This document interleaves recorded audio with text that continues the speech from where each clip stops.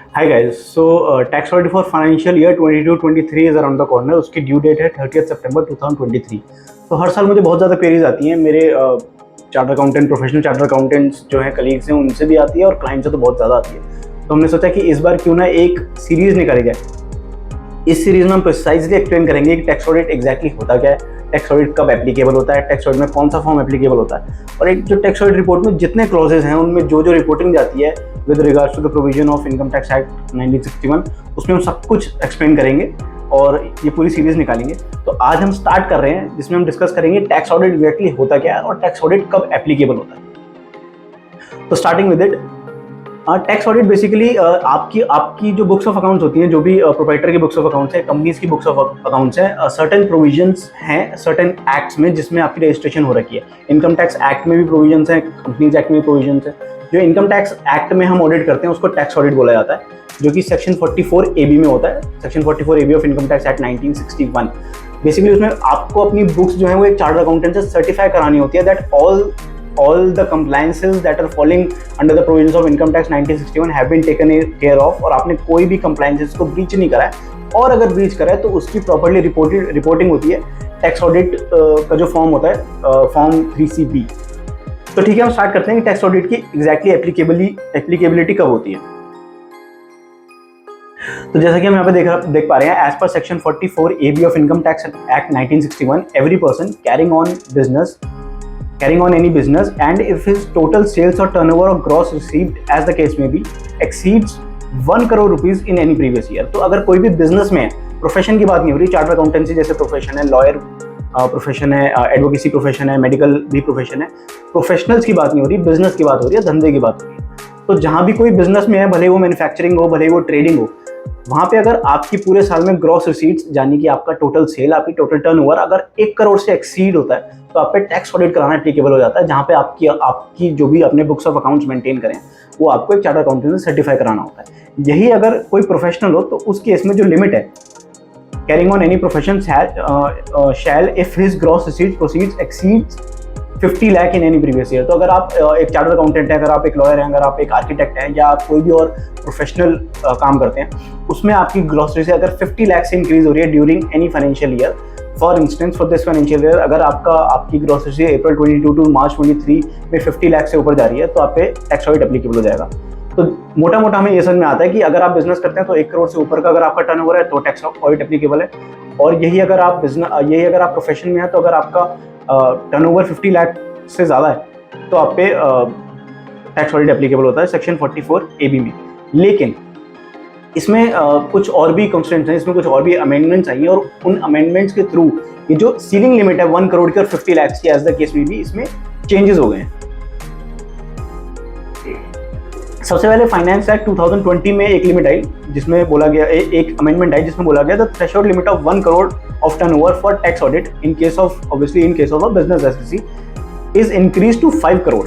ठीक है, तो जो 1 करोड़ की लिमिट है वो 5 करोड़ की लिमिट हो गई, जिसका मतलब ये हो गया अगर आप पूरे साल में बिजनेस कर रहे हैं और आपका टर्नओवर 5 करोड़ से नीचे है तो आप पे टैक्स ऑडिट अप्लाई नहीं होगा, लेकिन अगर आपका यही टर्नओवर 5 करोड़ से ज्यादा है तो आप पे टैक्स ऑडिट अप्लाई हो जाएगा। लेकिन फाइनेंस एक्ट 2021 में इस सीलिंग लिमिट को ही बढ़ा दिया गया, and now with effect from 1 अप्रैल 2021 अगर आपकी थ्रेशोल्ड लिमिट 10 करोड़ से ज्यादा है तो आप पे टैक्स ऑडिट एप्लीकेबल होगा। अगर 10 करोड़ से कम है तो हो सकता है एप्लीकेबल हो सकता है एप्लीकेबल ना हो, उसके डिफरेंट सिनेरियोज हैं। उसको हम एक चार्ट के थ्रू पढ़ेंगे सो दैट हमें क्लियरली समझ में आए कि किस केस में कितने टर्नओवर पे हम पे टैक्स ऑडिट एप्लीकेबल होगा, कितने टर्नओवर पे हम पे टैक्स ऑडिट एप्लीकेबल नहीं होगा। पर उस पर जाने से पहले हम एक बार डिस्कस करेंगे कि जब हम टैक्स ऑडिट हम पे एप्लीकेबल हो जाता है तो कौन सी रिपोर्ट्स जाती हैं। फर्स्ट ऑफ ऑल, आप पे दोनों में से एक रिपोर्ट एप्लीकेबल होगी, या तो फॉर्म 3CA एप्लीकेबल होगा या फॉर्म 3CB एप्लीकेबल होगा। तो फॉर्म 3CA उस केस में जाता है अगर आपकी एंटिटी मैंडेटेड है ऑडिट कराने के लिए किसी और एक्ट में भी। फॉर इंस्टेंस, अगर आपकी एक प्राइवेट लिमिटेड कंपनी है, आपकी एक पब्लिक लिमिटेड कंपनी है, तो कंपनीज एक्ट 2013 के अंदर आपको स्टैट्यूटरी ऑडिट कराना पड़ता है। तो अगर आप स्टैट्यूटरी ऑडिट करा रहे हैं उस केस में आप पे टैक्स ऑडिट भी एप्लीकेबल हो रहा है तो आपको फॉर्म 3CA एप्लीकेबल होगा आपका, और आपकी जो टैक्स ऑडिट की रिपोर्टिंग जाएगी वो फॉर्म 3CA में जाएगी। यही अगर आप कोई प्रोप्राइटर हैं और आप पे कोई और एक्ट नहीं लग रहा है जिसमें आपको ऑडिट कराना है, तो उस केस में आपका आपका जो टैक्स ऑडिट फॉर्म या टैक्स ऑडिट रिपोर्ट जो एप्लीकेबल होगी आप पे, वो फॉर्म 3C(b) एप्लीकेबल होगी। दोनों ही केस में आपको टैक्स ऑडिट तो करवाना है, लेकिन अगर आप आपको कंपनीज एक्ट में अगर ऑडिट करवाना है, अगर आप एक कंपनी है, तो उस केस में फॉर्म 3C(a) एप्लीकेबल हो जाएगा, because you are already mandated to get your account audited under any other law which is companies act in this case, in the case that we are discussing. ये अगर आप proprietor हैं तो आपको किसी और एक्ट में तो ऑडिट नहीं करवाना, तो फॉर्म 3C(b) एप्लीकेबल होगा।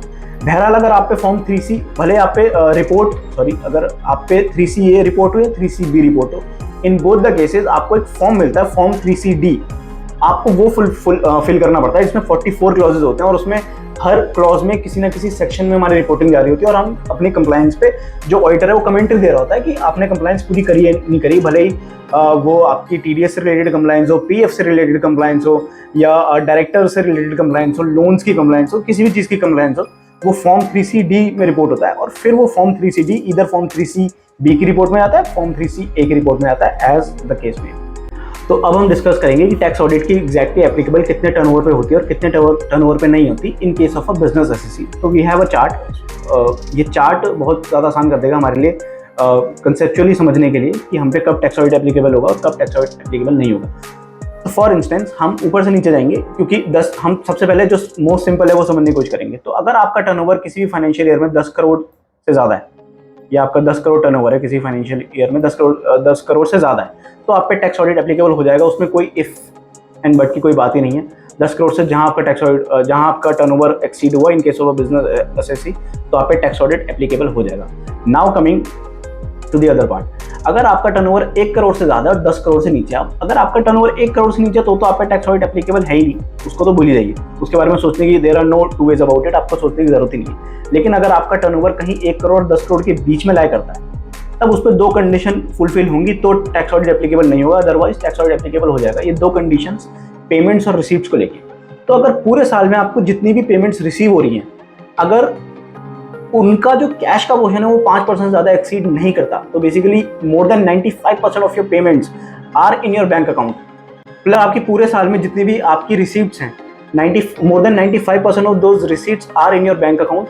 प्लस अगर आपकी जितनी भी पेमेंट गई है पूरे साल में, the aggregate of all the payments made in cash does not exceed 5%, मतलब 95% से ज़्यादा पेमेंट भी जो गई है वो भी आपके बैंक अकाउंट से गई है। अगर ये दोनों कंडीशन आपकी सेटिस्फाई हो जाती हैं तो आप पे टैक्स ऑडिट एप्लीकेबल नहीं है। मैं फिर से समझाता हूँ। तो यहाँ पे बोला गया था aggregate of all amounts received in cash does not exceed 5% of the said amount. 5% of the said amount का मतलब है total aggregate of all amounts. जितनी भी आपको साल में पेमेंट्स रिसीव होंगी, उसका जो कैश पोर्शन है, अगर वो 5% से एक्सीड नहीं करता, 5% किसका? टोटल रिसीट्स का। अगर उससे एक्सीड नहीं करता 5%, प्लस आपने जितनी भी पूरे साल में पेमेंट करी है, आपने क्रिएटर को पेमेंट करी होंगी, आपने एक्सपेंसेस की डायरेक्ट पेमेंट करी होंगी, जितनी भी आपने पेमेंट करी है, अगर उसका जो कैश पोर्शन है वो 5% of the total aggregate payments made, अगर उससे एक्सीड नहीं करता और ये दोनों कंडीशन आपकी सेटिस्फाई हो जाती हैं, तो उस केस में आप पे टैक्स ऑडिट एप्लीकेबल नहीं होगा। लेकिन अगर इन दोनों में से कोई एक भी कंडीशन आपकी सेटिस्फाई नहीं होती ना, हो सकता है कि आपके पास जो रिसीट्स आई हो बैंक में आई हो, 95% ज़्यादा रिसीट्स बैंक में आई हो, जिसको आप इस तरीके से बोल सकते हैं कि आपने 5% से कम रिसीट्स जो है कैश में ली हैं, अगर ऐसा हो रखा है। लेकिन अगर आपकी पेमेंट वाली कंडीशन सक्सेसफुल नहीं हुई, या वाइस वर्सा, अगर आपने पेमेंट जो है 5% ज़्यादा कैश में कर रखी है, तो फिर आप पे टैक्स ऑडिट एप्लीकेबल हो जाएगा। अब बात करते हैं, एक और कंडीशन है, टर्नओवर अगर 2 करोड़ से ज़्यादा हो। तो बेसिकली एक प्रेजेंटेड सेक्शन है, सेक्शन 44AD। सेक्शन 44AD में क्या होता है कि आपको अपने टोटल टर्नओवर का सर्टेन परसेंटेज प्रॉफिट डिक्लेयर कर देना होता है without showing your books of accounts. और अगर आपने ऐसा कर दिया तो आप पे टैक्स ऑडिट की लिमिट एप्लीकेबल नहीं होती। तो अगर आपका टर्नओवर 1 करोड़ से ज़्यादा है, 1 करोड़ से अगर कम है तो टैक्स ऑडिट की लिमिट है ही नहीं, और 1 करोड़ से ज़्यादा है तो हम इसमें फॉल करते हैं। लेकिन 1 करोड़ से 2 करोड़ के बीच में एक ये ट्विस्ट है, और ये जो ट्विस्ट ये है कि अगर आपका टर्नओवर 2 करोड़ से एक्सीड नहीं करता, 1 करोड़ से एक्सीड करता है, तो आप एलिजिबल हैं प्रेजेंटिव स्कीम के लिए, जिसमें आपका जितना भी टोटल टर्नओवर होगा उसका 8% या 6% आपको अपने बुक प्रॉफिट डिक्लेयर करने हैं, और 8% और 6% का अमाउंट आपका प्रॉफिट निकल के आएगा और उस प्रॉफिट पे आपको सीधा सीधा टैक्स दे देना है। तो 8% और 6% ये जो डिफरेंट रेट हैं ये इसलिए हैं, आपके पास बैंक में जितनी भी पेमेंट्स आई हैं उसका 6% और आपके पास कैश में जितनी भी पेमेंट्स आई हैं उसका 8%। तो अगर आपका 1.5 करोड़ का टर्नओवर हुआ है पूरे साल में, और 1 करोड़ आपने बैंक में रिसीव करा और 50 लाख आपने कैश में रिसीव किया है, तो 1 करोड़ पे हम 6% का प्रॉफिट डिक्लेयर करेंगे, जो कि 6 लाख बनेगा, और 50 लाख पे आपको 8% का प्रॉफिट डिक्लेयर करना पड़ेगा। क्योंकि वो कैश में है। और अगर आप सीधा बुक प्रॉफिट डिक्लेयर कर देते हैं तो आपको टैक्स ऑडिट एप्लीकेबल नहीं होगा। आप 44AD में सीधा सीधा अपना टर्नओवर और प्रॉफिट डिक्लेयर कर देंगे और आपको बुक्स ऑफ अकाउंट देने की भी जरूरत नहीं है।